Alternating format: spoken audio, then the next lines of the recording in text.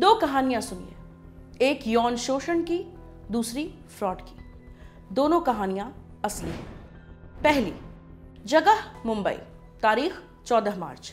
क्या हुआ? चलती कार में एक लड़की का यौन शोषण। मार्च की शुरुआत में मुंबई में रहने वाली रानी प्रिया, यहां आपको बता दें नाम बदल दिया गया है, कि दोस्ती एक लड़के से हुई एक डेटिंग ऐप के जरिए। टीओआई की रिपोर्ट के मुताबिक लड़के का नाम आर देधिया था। देधिया और रानी प्रिया दोनों का ही अकाउंट डेटिंग ऐप में था। प्रोफाइल्स मैच होने के बाद दोनों की बातचीत शुरू हुई। कुछ दिन बाद नंबर्स एक्सचेंज किए गए, फोन पर बातें हुई। दोनों ने मिलने की प्लानिंग की। 13 मार्च की डेट डिसाइड हुई। पुलिस के मुताबिक देधिया मुंबई के वडाला का रहने वाला था।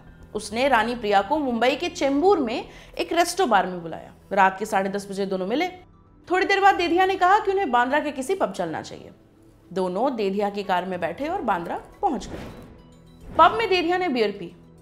उसके बाद जबरन रानी प्रिया के करीब जाने की कोशिश करने लगा। ऐसे में लड़की ने कहा कि वो अब घर जाना चाहती है। 14 मार्च की रात तकरीबन 1 बजे दोनों पब से निकल गए। रानी प्रिया ने कहा कि वो खुद घर चली जाएगी, लेकिन देधिया ने उसे अपनी कार से घर ड्रॉप करने की जिद की। कहा कि उस पर विश्वास करे। लड़की उसकी कार में बैठ गई।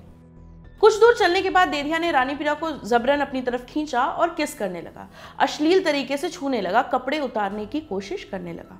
लड़की ने रोकने की कोशिश की, पर वो नहीं रुका। फिर लड़की ने कहा कि वो वॉशरूम जाना चाहती है, इसलिए कार रोक दे। इस पर देधिया ने कार रोकी। जैसे ही कार रुकी, लड़की ने दरवाजा खोला और किसी तरह खुद को बचाकर भागने लगी।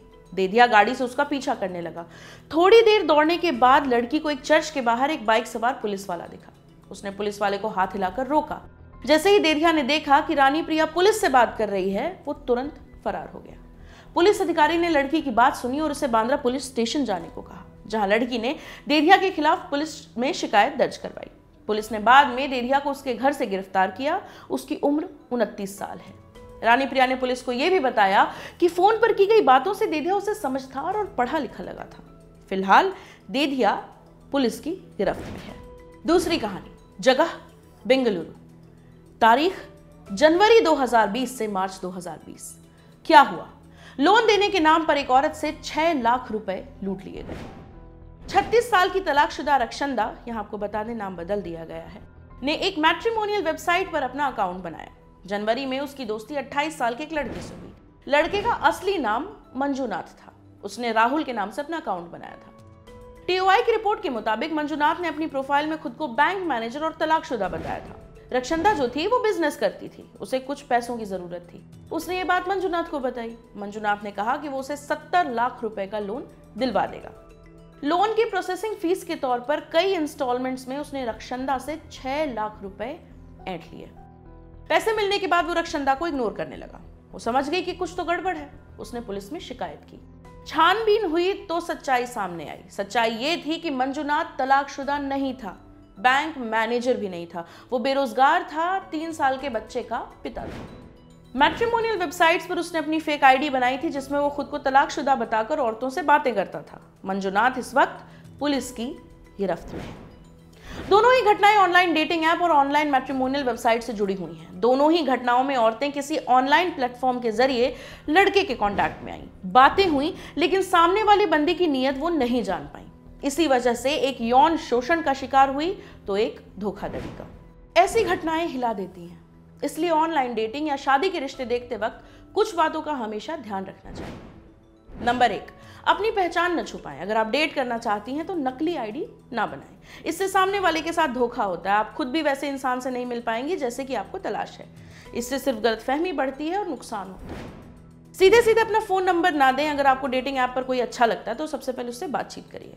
थोड़े दिन तक बातचीत करिए, फिर डिसाइड करिए कि आपको बात आगे बढ़ानी है या नहीं बढ़ानी। डेटिंग ऐप पर पहली बार में रिलेशनशिप मत ढूंढिए। अगर आपको रिलेशनशिप में इन्वेस्ट करना है तो इस बात को लेकर आप बिल्कुल साफ साफ अपनी बात आगे रखिए। ऐसा इसलिए क्योंकि आमतौर पर डेटिंग ऐप्स में अपनी प्रोफाइल बनाने वाले लोग सीरियस रिलेशनशिप को ध्यान में रखकर बात शुरू नहीं करते हैं। अगर आपके मन में ऐसा कुछ है तो पहले ही आपको ये बात क्लियर कर देनी चाहिए।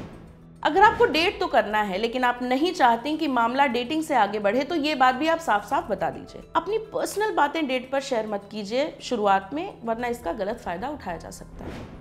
आपको डेटिंग ऐप पर कोई पसंद आया, आपने मिलने का डिसीजन लिया, लेकिन पहली बार मिलना हो तो कहीं बाहर मिलिए, किसी पब्लिक जगह पर। अगर ड्रिंक करने का प्लान है तो ध्यान रखिए कि उतनी ही पीजिए जितनी पीकर आप सेफली घर जा सकें। कोशिश करिए कि पब्लिक ट्रांसपोर्ट का इस्तेमाल करके आप घर जाएं। जब आप बाहर जाएं तो कम से कम किसी एक नज़दीकी इंसान को बताकर जाएं कि आप कहाँ जा रही हैं। अपना फ़ोन हमेशा ऑन रखिए और अगर ज़रा सा भी ऐसा लगे कि आपको अजीब लग रहा है या आप अनकंफर्टेबल हो रही हैं तो फ़ौरन वहाँ से निकल जाइए। अगर आप डेटिंग ऐप के ज़रिए किसी से मिलती हैं तो आपको उनकी हिस्ट्री के बारे में कुछ पता नहीं होता। ये बहुत ज़रूरी हो जाता है कि आप अपनी सेफ्टी का ध्यान रखें। हमेशा कॉन्डम का इस्तेमाल करिए और ये भी ज़रूरी है कि अगर आप एक से ज़्यादा लोगों को डेट कर रही हैं तो इसका ध्यान ज़रूर रखिए। आफ्टर मॉर्निंग वाली जो पिल्स होती हैं वो आपकी सेहत के लिए बहुत ख़राब होती हैं, उन्हें मत लीजिए। कोशिश करिए अवॉइड करने की जब तक बेहद ज़रूरी ना हो। समय समय पर चेकअप कराते रहिए कि कहीं आपको कोई इन्फेक्शन तो नहीं है। ऑनलाइन डेटिंग ऐप या मैट्रिमोनियल वेबसाइट के जरिए संपर्क में आए व्यक्ति को विश्वास करके अपनी मेहनत की कमाई मत दीजिए। वो किसी भी बहाने से आपसे पैसे मांगे तब तक तो बिल्कुल मत दीजिए जब तक आप अपनी तरफ से पूरी तरह से तसल्ली नहीं कर लेती। अगर आपको लोन लेना है तो किसी बैंक में जाकर बात करें।